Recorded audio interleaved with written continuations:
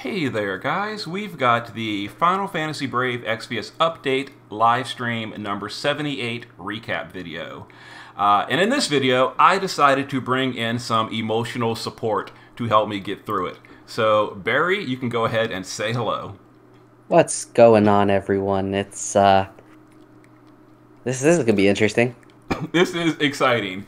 So, before we even get into the live stream, people were chatting in usual places, Discord, Reddit, on the YouTube chat itself, and people were like speculating, what are they going to talk about in the live stream? And one of the hot topics was, are they going to address basically anything going on in the game currently? Because there's like a list of things going on that the community is discussing. During the live stream itself, I was noticing the chat was just nonstop, start to finish. People were asking about content in the game, stuff like that, what's going on. People were, doing the usual EOS type stuff, which is probably memes at this point, but it didn't seem to be very positive. What was your overall take and expectations before going into the live stream, Barry? Oh, no, I knew full well they weren't going to address anything of substance. I feel like at this point, if Hiroki himself is not on the stream, there's going to be no conversation had, unless we get a producer's letter in game news. It's just not going to get acknowledged.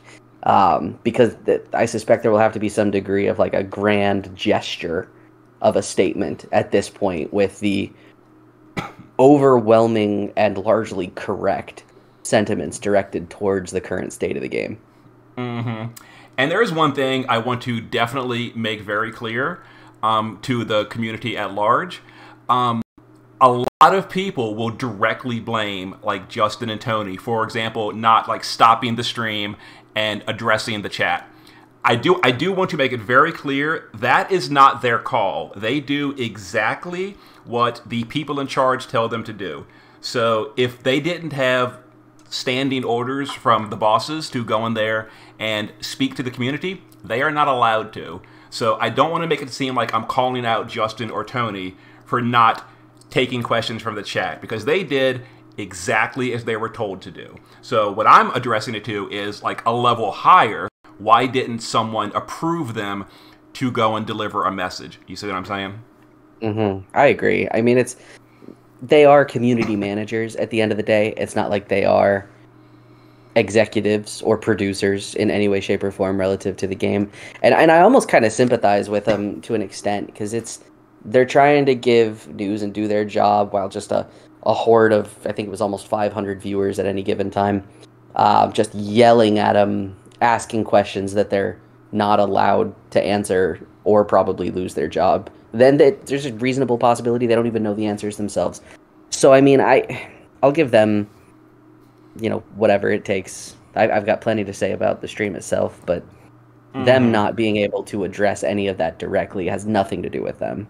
Yes, yeah. It's, what I wish is someone that did have that authority had used it and gotten us something, a statement, a pre-formatted letter, anything, instead of just absolute head in the sand, ignore everything. And that's what we got. We got, pretend like nothing is wrong, the house is on fire, we don't care. Yep. So, Brave Exvius number 78 live stream. All we got was a new unit, a Clash of Wills. We're gonna have fun with that one, and some games. The games were, the usual sideshow stuff. Whatever. They messed those up too. Oh my God, they did. So it's fun. Okay, so before we get into it, and as you can see, here's the new unit, but you already knew that. Okay, so just a little bit of humor at the start of it. So I'm going to feed into the humor a little bit. So during the live stream, Tony's webcam got broken or whatever, and he got cut off. So someone in the chat said, at this point, they're even cutting the host out of the game. I gotta be honest, when I saw that joke, I laughed out loud, and I was like giggling for like 3 minutes. Like, that killed me. That killed me, because it was obviously an accident that Tony's webcam got messed up, and someone said they're cutting the host from the stream. That killed me. I loved it. It was one of the most witty things I've seen in a long time. I have no idea who said it, but whoever you are, well done. Yes. If you happen to be watching this, you killed me for like 3 minutes during that stream. And then the other thing is, yes, during the games, another joke. Someone said they even had to cut the editors to make the games because the crossword puzzle was messed up. They put the letters in the wrong place. Oh. And like I thought somebody had it when they said they thought the guess was I win, which like cool, that could be. Mm-hmm. No, wing, Crazy. Sure, crazy. But yes, new unit, Winged Officer Celeste. So right away we get more recycling. In case you weren't aware, this is a unit from the Chinese server that is no longer active. Yes, another reskin, like Kier, like Melissa, like Nora. It's a reskin unit. Now, that doesn't automatically mean the unit is bad, because, as I just said, Melissa, God tier. Nora, decent. Not great, decent. Kier, dumpster fire. So, it could be good, or it could be a Kier. I will say, seeing this unit makes me really sad that the Chinese version got cut so fast into its life cycle. Because the care that goes into these sprites, and like even if they weren't great units, all 4 of these sprites that they've given us so far are spectacular as far as I'm concerned. Mm-hmm. Like this feels like a, well, I mean, I guess we could just say it's a, oh gosh, what was her name? Elfrida Elena hybrid clone with a bigger sword, but even still, it still looks good. And, like, Melissa's a great-looking unit. Kier is exactly what he should be. I think Nora was great, too. So, I don't know. I'm a sucker for a decent sprite. And these all have been across the board. Now, my question for you, potentially, is, based on what they've told us, are they just reskinning a collab unit that they're cutting? So, it looks like this is going to be the replacement for Esper of Destruction Nelica. I see. If you recall that Aang pretty much took over Roos's position. Now, that being said, Aang is a dramatically better version of Roos. Like, he has Roos's, key points, like the buff and the field, but then Aang did a lot more cool stuff that Roos did not do. So, like, Aang, huge upgrade to Roos. This, based on the preview, is doing a lot of the exact same things that Nelica was doing. 70% light field, and we can pop over here. This strong buffing ability, Nelica has the exact same thing. So this is definitely Nelica as a baseline, but there's also some things that Nelica did not do. For example, Nelica was only a light field. This is 70 light and 50 lightning, and then some other stuff. Also, Nelica was Neo regular. This is a Neo plus. So, it's definitely going to be better than Nelica. How much better? Yet to be seen. What do you think? What do you think? By virtue of the fact they gave her a 150 amp, that's pretty cool. The AoE light imbue 100% amp across the board. I mean, there's always a time and a place where that's feasibly useful, or at least there used to be when we had reasons to use units. And I mean, it seems fine. Like, this seems fine. This makes me think that this Clash of Wills, that water is going to be the tertiary weakness, and if that's the case, that's a shame. But, I mean, it is what it is. But, I mean, kit's fine. Leader skills, garbage, exactly what we expect from damage dealers now. Yes, okay, so my thoughts are, as far as how good is the unit going to be, obviously, final decision will come on Wednesday evening when we get the data mine. And I'll do a video discussing, my final thoughts. At a baseline, looking at it, it seems decent. It does seem a step forward over Xyrus for quite a few reasons. We're going to go over that in just a minute. But it does seem like Xyrus was kind of a throwaway, and this one seems to have more effort put into her. A few things. Let's go over here real quick to the leader skill. So the leader skill, I'm a little back and forth on this, whether I'm happy or sad. Okay, so first of all, let's go to the Clash side. On the Clash side, it's Elena's leader. I'm sorry, it's Aang's leader skill, but light instead of water. But it's still all Clash, 1,000%. I mean, that's pretty good. That's good, and it's on a Neo Plus, meaning you don't like have to bring Aang. Aang still, at this point in time, Aang is still very worth bringing no matter what, even off element. But, you know, there's going to come a point in time when you've got a team of 6 Neo Pluses or all damage Neo Pluses, and Aang just is not going to be worth bringing anymore, unless his leaders go. So this could be still a reason to bring this unit instead, which is good. That being said, the Dark Vision's leader skill, it does frustrate me because, you know, I've said it before, I'll say it again. I feel like once you set a standard, you never want to go below that standard. They've set 1,000 as the standard in Dark Visions. So 750 is now old news. Why are we doing 750? I guess my question really is, from a leader skill perspective, right? Obviously, you know, Neo Vision to Neo Vision Plus, in terms of damage, that's really not the conversation at this point. But what is this doing that, like, Noctis isn't doing? I think Noctis is 900, isn't he? I thought he was 1,000. It's entirely possible that that's the case. I honestly don't remember. But, I mean, I guess I don't know. I can't... Clash of Wills tag units right now, but also relative to light. I mean, are you bringing 2B and... I guess Rick is fine, but are you bringing 2B and A2 and Mireille to these now? You wouldn't bring Mireille because the whole point of Mireille is her field, which this one just supersedes. It's just better. Sure. Better. So I guess who is your Clash of Wills light team now? I mean, I suspect they could still give us Yuna, but I doubt they'll give her any buffs to Clash of Wills stuff at this junction. So, and actually, a small correction on myself. You actually might still bring Mireille just for a damage. Thinking about it, if you're doing a pure light party, I think she at this point in time would still be worth bringing just as a raw damage dealer because she's a pretty recent 150 amper, etc., etc. Sure. I don't know. I guess it's again. We'll see. Now, right here is something I want to point out. So, as you said, she's got a 150 amplify locked to Clash of Wills only. So, I don't like this. And I even mentioned, normally during the stream chats, I almost never chat in the actual chat itself, just because during the stream, I'm frequently taking screenshots and preparing this video during the stream. So, I just don't have time to chat. But this one I chatted in a little bit. And I pointed out in the chat itself that I don't like that her Amplify is locked to the 150 Amplify is locked to Clash of Wills.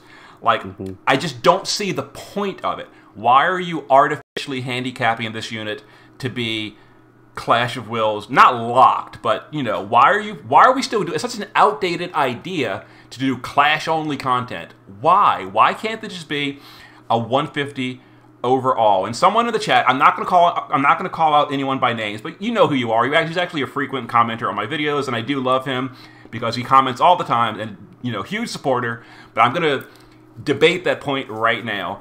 Is he said, you know, the 150 Neo Pluses having 150 amps is a recent thing in JP, which is absolutely true. Like, I think Cloud might have been the first one.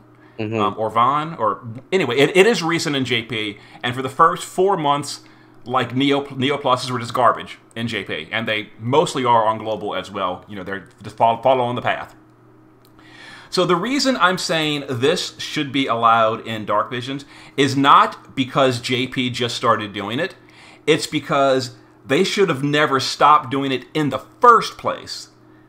That's my point. I think from the very beginning, it should have stayed at 150. Like Laswell, Darkfina, Stern, they should all have 150s too. And I've already said this. I feel that Global should have addressed this problem. Global should have changed it and reversed JP's idiotic direction about takeaway amplifies. What was the point of that? That's so stupid to just go backwards in unit design, so far backwards. So I feel that from the beginning, Global should have fixed this problem. And here we are. They're like sort of kind of fixing it for Clash of Wills only, but why couldn't they just do a proper fix and fix it universally, like entirely? Why is it locked to Clash of Wills? It frustrates me.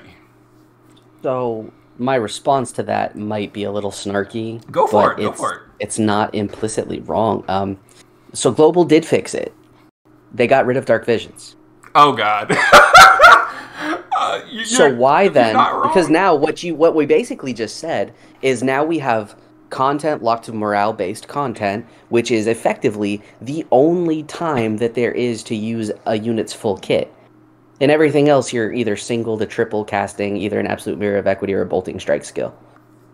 That's true. It's So they effectively, and I hate to say it this way, but they did fix it. Because now locking something to the only content we have just means now you can use her in 100% of available content.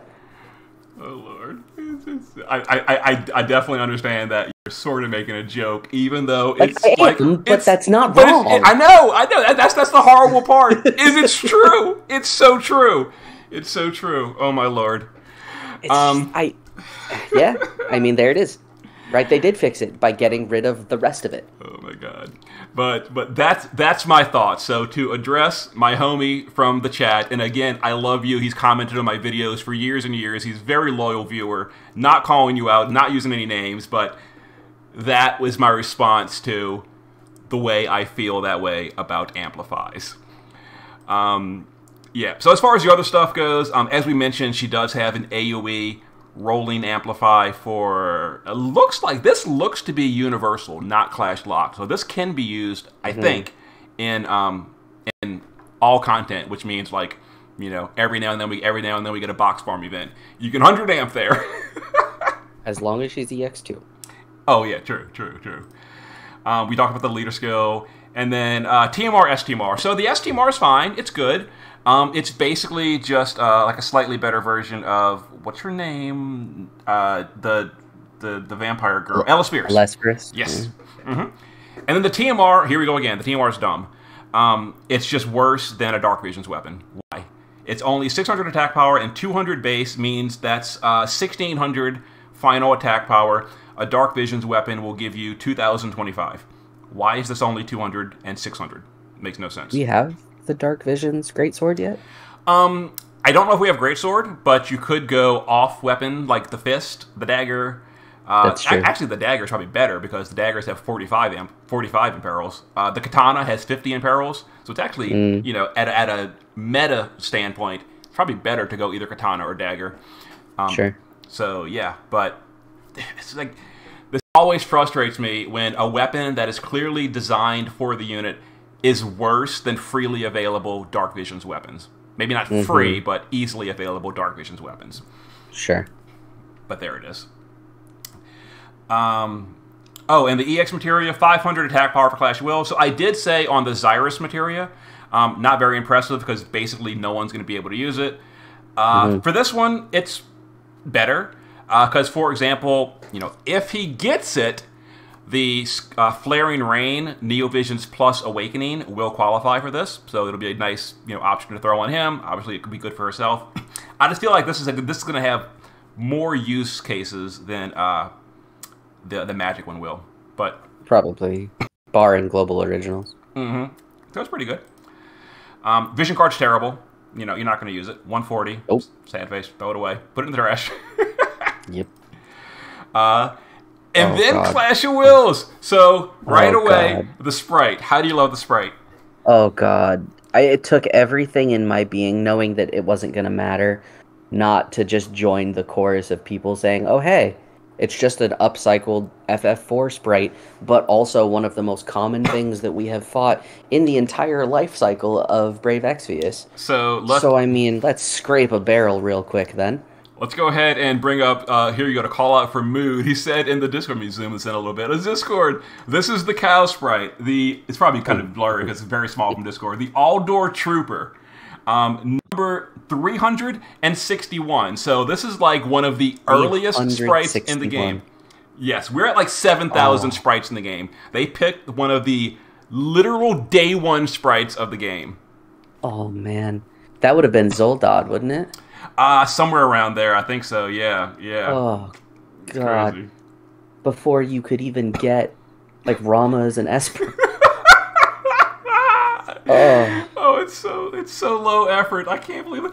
At the very least, choose a boss sprite, like one of the stage bosses or something. This is like the trash of the game they chose. Like at the very least, get one of those like big vultures or something that ends one of those mini dungeons. But no, we get Aldor Trooper.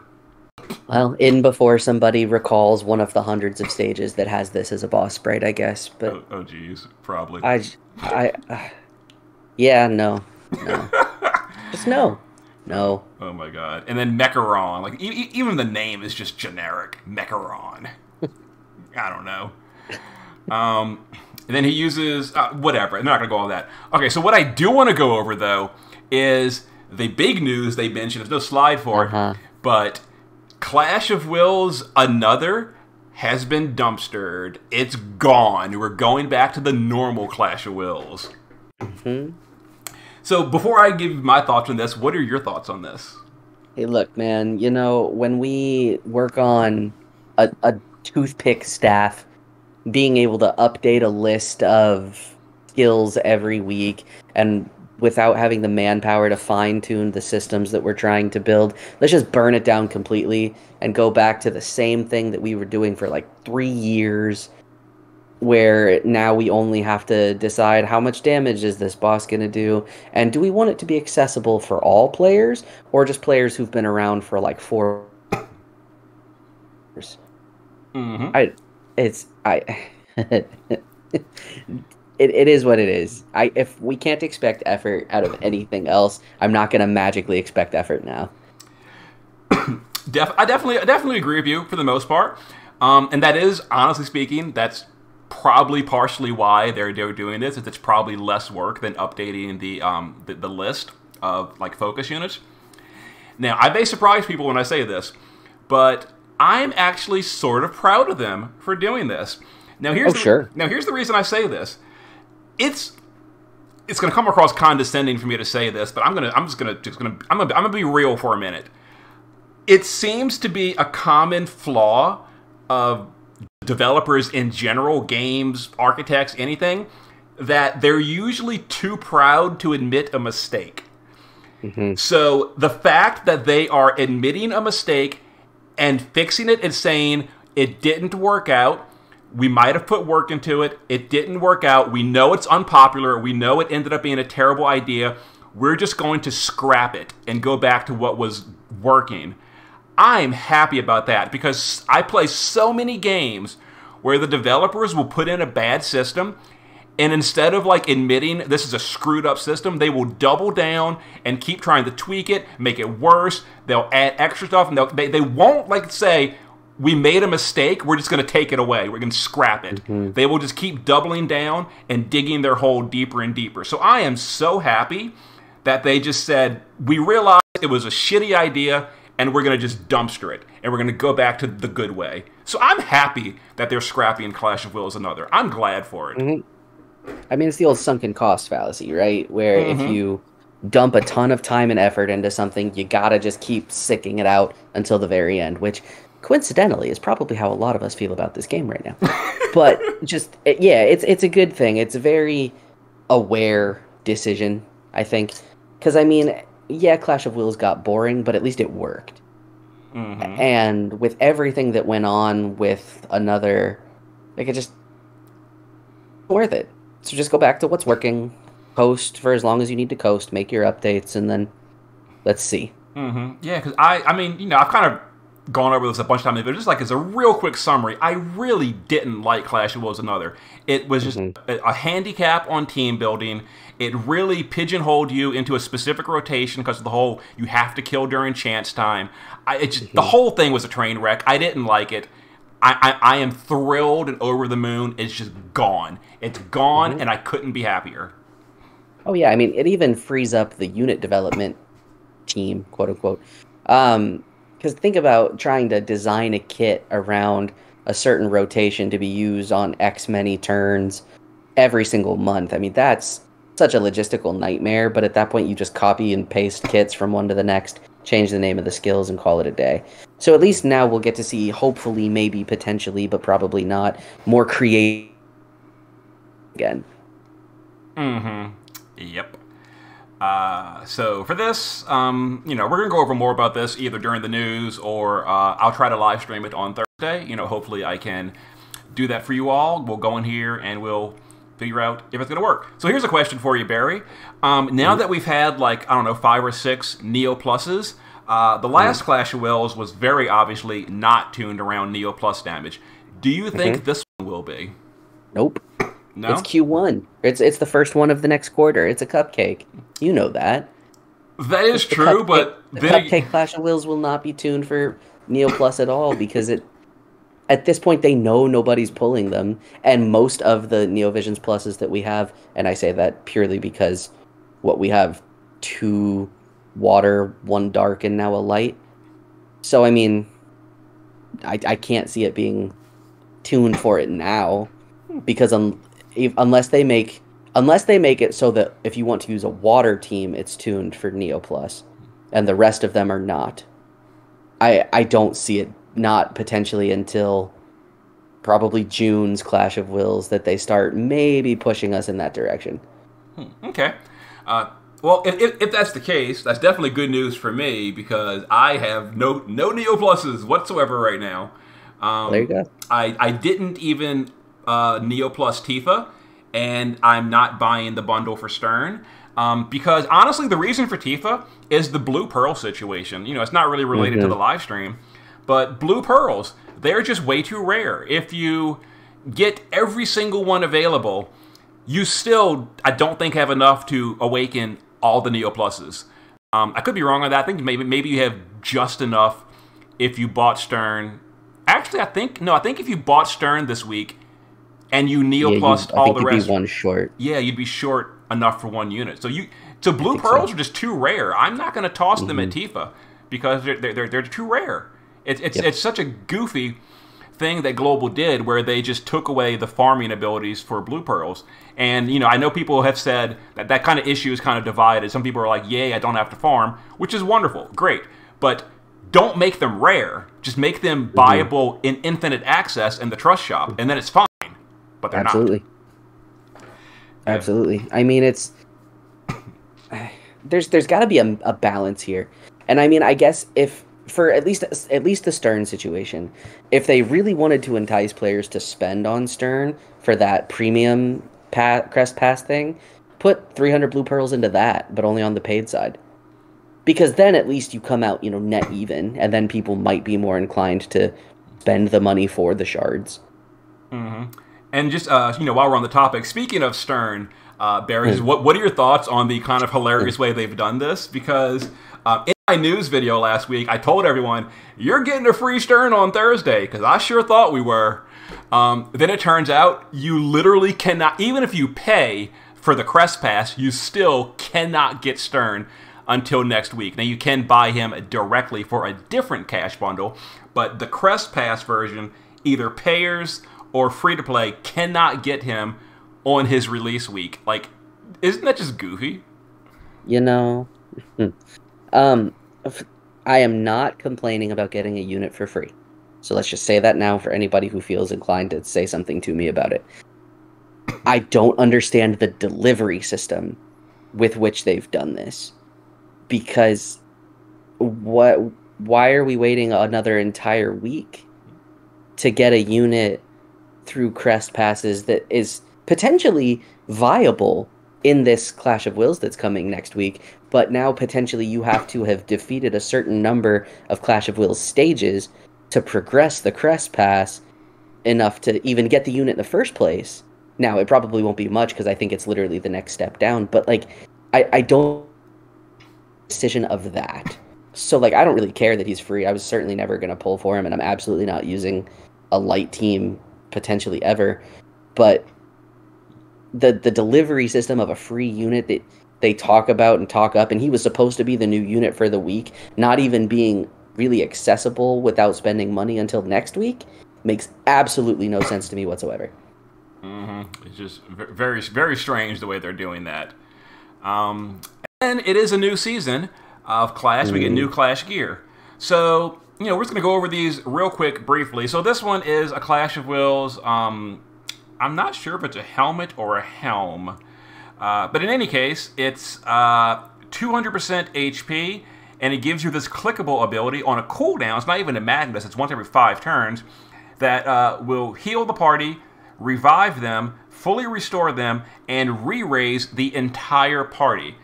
I mean, that seems pretty nice for just a random clickable, huh? This skill on this is like a year's 1 through 3 wet dream. Like, can you imagine how great that would have been back in the day when we were trying to spam dual cast, full life Kiraga or Kiraja on Ayaka? Oh, that would have been so good. Now, I mean, things don't die that often, but it's good. It's clearly a bulky piece of equipment. I imagine it's going to use those new high orbs that we have to do. But I guess maybe not, because if they're getting rid of another... It's that is true. But it probably will, though, because it does say high Celestite. Or do they all say that? I don't know. No, I think it is just Celestite for the others. So, I mean, I don't know. It's a great bulky piece of equipment. We've been wanting more tank gear for a while. I see very little wrong with this. Plus, it's got some elemental resist on it, which is great. I mean, I don't know. This is fine. I have no real issues with this. Yeah, for me too. Last season, I do feel like last season all the gear was forgettable. I still to this day have not bought a single piece. I've bought none of it. So it was just forgettable. And I know, Barry, you bought the necklace for that one just video for we did. you, buddy. Oh God. Just for you. I hope that doesn't set you back for this new season. Well, if it does, it won't yet, I'm sure, because, again, cupcake time. Yeah. But this one, though, like, I'm just right away, I want this. This is very good. This is obviously a pure tank item, but I want it because 200% HP is a lot. Now, the only issue I have with this, and it's not even really an issue, it's more like a, too much of a good thing, is now that means the tank is not going to be using the Prophet's Helm, which I love on my tanks. Sure. I love that on my tanks. That's what I was just going to ask. Is this good enough to forget the whatever the other thing is? The Prophet's Because it's not a helm. It's that hat. Yeah. So, because I guess, so if this is a helm, though, and you don't have to equip hat arts, I mean, it's got a place. Yeah, the main reason I like the Prophets is for the mana reduction, because, like, for example, Abigail triple casting Bar Faraja or something, that's really expensive. Sure. But the Prophet's hat makes it easy. Right. So we'll have to see. And then another piece is the robe. And again, this is a pretty good piece. 200% defense and spirit, and then 100% HP. You're not going to put this on your damage dealers, but like for a tank, like we're getting some really good tank gear. And then the clickable is removes negative statuses and some status effects. So I'm guessing that's like a cure debuffs and cure statuses. That's amazing. It sounds like a perfect dispel for the party. Like, I love this. I'm so happy that they're making good gear. Now, to put it out there, I do wish it was DPS gear because, honestly speaking, as good as tank gear this is, you don't really need better tank gear for the most part, but DPS gear is always good because that's what matters in ranked content. So it would be... yeah, go ahead. But you can put it on a support instead. Oh yeah, I mean this is this is fine. Yeah, this is really good gear. Don't get me wrong. I'm definitely going to buy this when I have enough resources to do so. But I would have liked at least one damage dealing piece during this. But yeah, and then here's the other one: a bracer or an accessory. It gives a little bit of resistance, and then it gives 1 use per battle, increases the duration of positive effects for one ally, and during the stream they did specify this means LB damage boost. Now this is garbage. I'm never buying this. No, that's awful. Yeah, like. But I mean, they had to. Your mic cut out. Go ahead and say that again. Oh, I said they had to have at least one bad one. So. Oh. Yeah, I guess so. But I mean, when I saw this, like immediately, I'm thinking, oh, that's got to mean extending amplifies, which is amazing. That'd be perfect. But then they clarified on stream. It's LB damage buff. Like, what? Like, every other unit these days has, like, a 5-turn, 300% LB damage AoE buff. You don't need to extend that. There's no purpose whatsoever. Sure. Oh, okay. Before chat jumps on me, I just thought of it. Actually, Neo Pluses have that 500%. The Or yeah, 500%. that's right. Well, oh, okay. So in that case, I do see value in it. I do see value. interesting. I forgot about that. I was thinking, oh, it's extending to 300. Who cares? But if it's extending to 500, that's good, I guess. So I guess my question then becomes, who do you give this to? Because if we're trying to make the most out of that, right? So we're gonna try to LB every turn. So now we are almost dedicating our support to triple casting some LB fill skill in order to potentially pull that off. Yeah, well, this won't be multicastable. So I guess who do you put this on then? Well, it says for one ally, so you could put this on like your tank, and then you could give the buff to the DPS, or you could use the tank to extend the damage dealer's thing. And you really like. I mean, it would be good just for like a double burst, even just doing it one extra time. You know, use Sylvie's Magnus to refill someone on the spot and go again. Yeah, okay, so you know, during the stream, it just never clicked extending the Neo Plus buff. I only thought of extending a regular old buff, and I was like, who cares? But no, that's good. That's good. I like it. That's a substantial buff to fill again. And then the last thing is Xenogears collaboration is starting on the 25th. You know, good news that they're not skipping it. But other than that, we mostly expected it. But you know, it's nope. This is terribly irritating news to me. Uh-oh. Let's hear it. Tell me. So first of all, I love Xenogears. But second of all, this it's coming at the end of April, and we already know we're not getting any Dark Visions until the end of May. So they've all but told us now that the Vision world that goes with this does not exist. So all of that lapis and all of that gear that you get from those events and the content that comes with what this should have been, to me, that just tells me this is absolutely gone. Ooh, that's a good point. So they're giving us a collab with units and no purposeful, careable reason to use them. Oh, Lord. So now why do you need Faye if you can't actually do the thing that he was released for?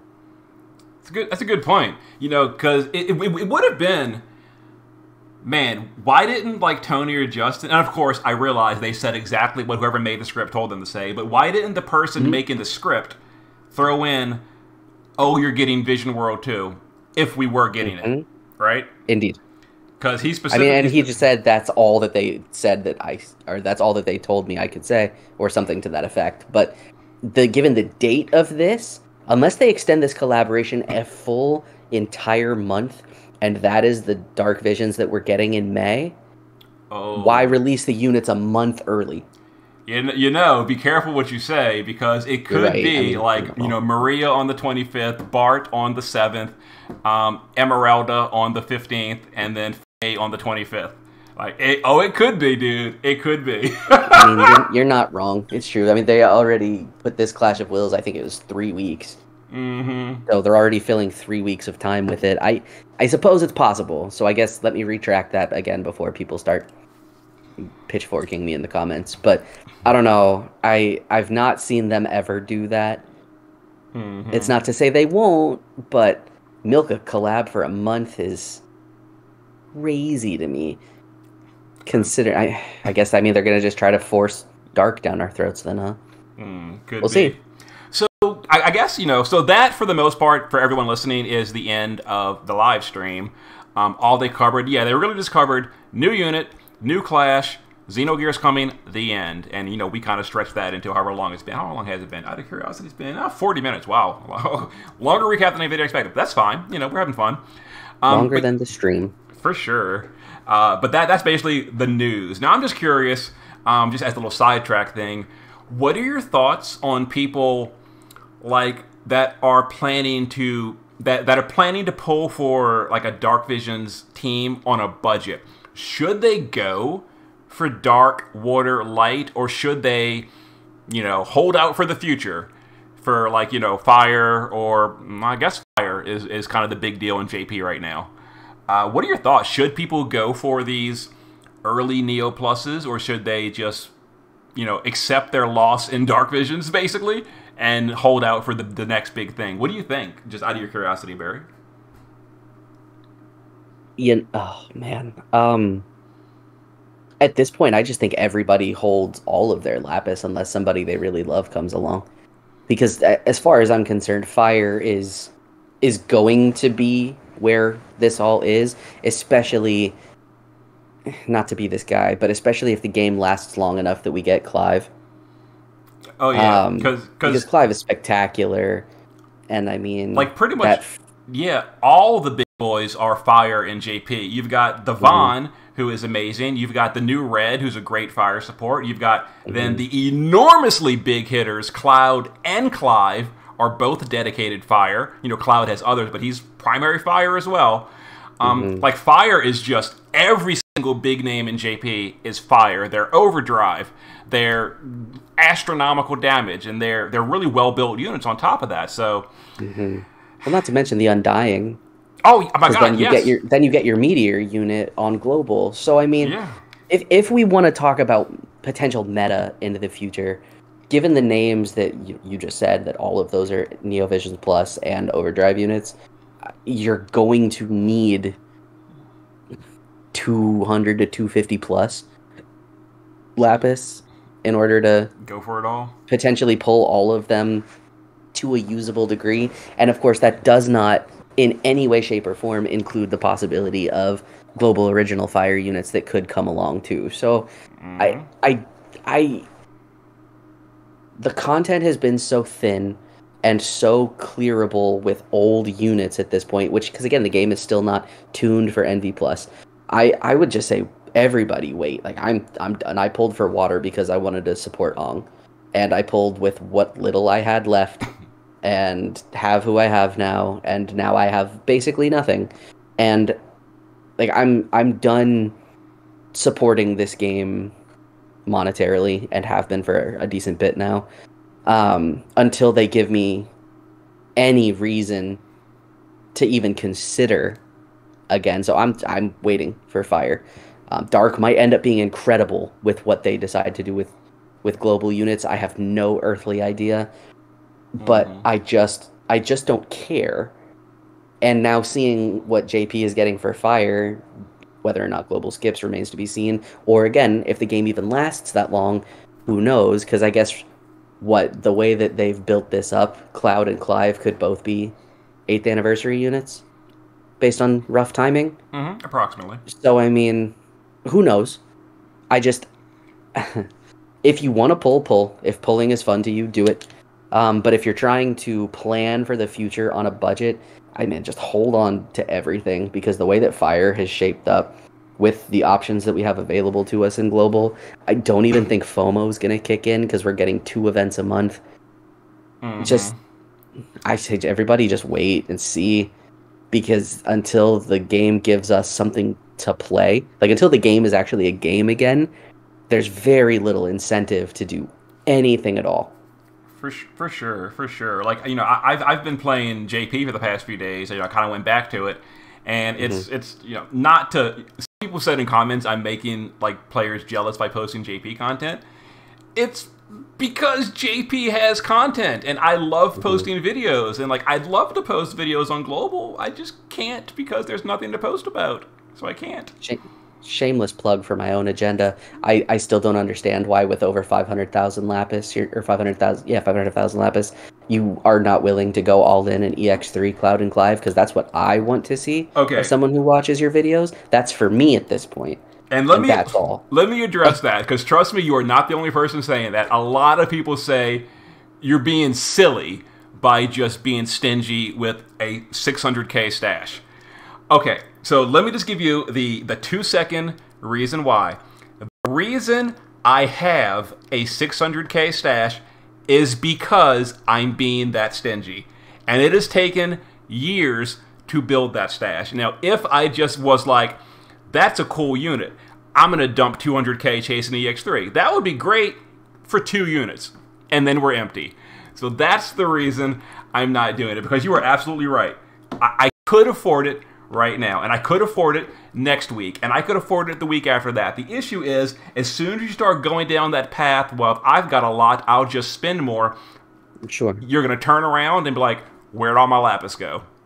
You see what I'm saying? I'm not telling you to do that like crazy. It's just, it's Clive in particular. Because I actually played 16, so watching you not know that who he's turning into is Ifrit was killing me. Oh god, that I got so many comments as well. Like, you don't recognize Ifrit? Someone even, and again, I love you, the person I'm talking about in Discord. He even pinged me, and he was like mad at me, you know, in a friendly way. But he was like, I can't believe you didn't recognize Ifrit. I'm like, bro. 30 years and 15 different games, Ifrit has been a very distinctive red-colored demon guy. He has never been a brown reindeer thing that is an actual person. That has never happened. So you can't expect me that didn't play to just know, oh, suddenly Ifrit is the person with this radically different thing. Like, yes, looking at a still picture he posted, I can tell it's Ifrit from the still pose, but in like a 2-second CG animation, I'm making a video, I'm trying to keep the audience entertained. My first time ever seeing this, I didn't be like, oh, that's Ifrit, duh. I didn't recognize him right away. You're in for a treat when you realize that Jill can turn into Shiva, too. I mean, gosh, it's... people have told me. Oh, yeah, they've told me. I'm sure. But no, I just, like, those units are so good. Like, I would pull for them. If I had that amount of Lapis, even if I only pushed Clive to EX2, you still could. You super could. You have the ability. So that's what the issue is... I want you to have Clive. Because I will probably never pull him. The reason I don't is, if I go all the way on that JP step up, there is no pity on that path. I would have to go to a different step up and do 60k or 45k, one of the two, of completely starting from scratch step up to get a pity. Because I could go all the way to the end of that current step up, not get Clive, and I would have 50 fragments and no unit. And I could potentially never pull the unit ever, ever, ever. And that's my concern. If it was working towards a pity, and like after an extra 15k, I got him, of course, I would go the 15 extra k. But at the point I'm at right now, I would have to go off banner, do 45 or 60k, I forget which one it is, get the pity, come back to the shard step up, and do the other 15k for those guaranteed shards. We're talking like 60 to 75k, depending on how much the pity costs. I don't know specifically. So it's a lot. It's a lot. And then you can go back into your I don't pull for anything hole, and you'll just recoup it in a couple months. See, it all worked itself out in the end. Yeah. So, to be fair, I have been strongly considering it, by the way. I've been playing JP for 2 days, and it's in the back of my mind, like, am I going to go to drop 15k more and try for it? I keep wanting to. I've so far resisted the urge.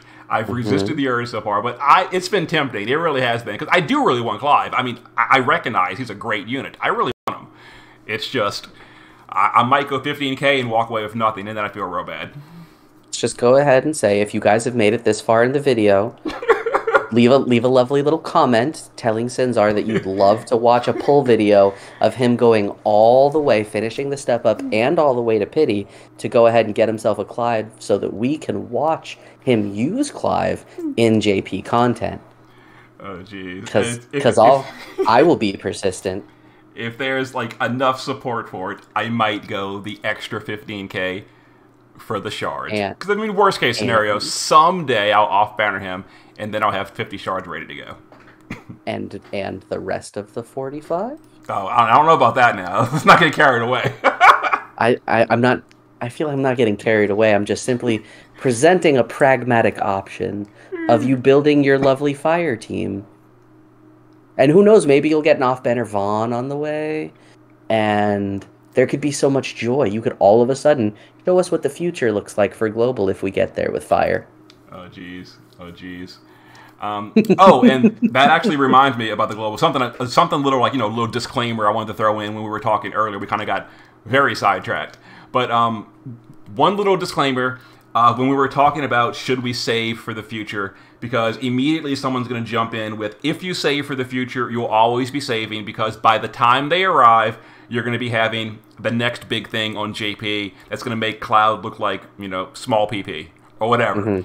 And yes, that is absolutely the case. I'm sure in 4 months there's going to be a new power creep, and then the new hotness will make Cloud and Clive look like old news, and we're like, oh, let's save for them instead. So yes, if you fall into the trap, you will always be saving. But I said it before, I'll say it again, the early Neo Pluses, in my opinion, are very weak and boring. Not weak in terms of numbers, weak in terms of design. Like, I have no interest in owning Dark Fina. I have no interest in owning Stern. I have no interest in owning Faye. Even though Faye is going to hit things real hard, he's still an empty shell of a kit. He has no kit. He's just a damage dealer. I don't like that. So I have no plans to pull Faye. So I was going to be skipping anyway, but, you know, the fire stuff, I've talked about it already. The fire stuff is like Cloud, Clive, and they have really good kits, and I love good kits. More than just the numbers. Like, the numbers are high on top of that, but for me, the powerful kit is what I love. Yep. And it's exactly as you mentioned. It literally looks like the global kit dev team hopped on over to JP when they first made Cloud, and really the rest of the Final Fantasy VII Rebirth cast. And now Clive and Jill both have phenomenal kits relative to what JP kits have historically been. So at least we know that potential love for kit development still exists somewhere. Yeah. But, all right, so this has definitely been probably the most fun, but also the longest of the stream recap videos. But I want to thank you again, Barry, for joining me. Yeah, man, happy to be here. All right, so I'll see you guys for, I guess, news in 24 hours. See you then.